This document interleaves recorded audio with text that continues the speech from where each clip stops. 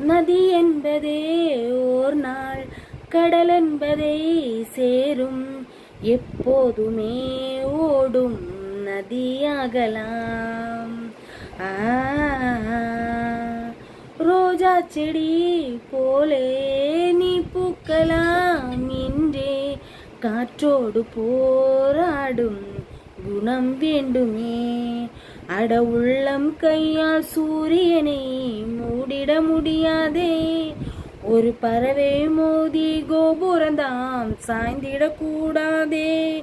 தோழனே தோழனே ஓவியன் கைவலி சித்திரம் ஆகுது. ஒவ்வொரு வலையிலும் சாதனை உள்ளது.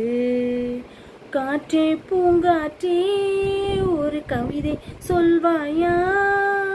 விண்ணில் செல்லத்தான் உன் சிறகுகள் தருவாயா?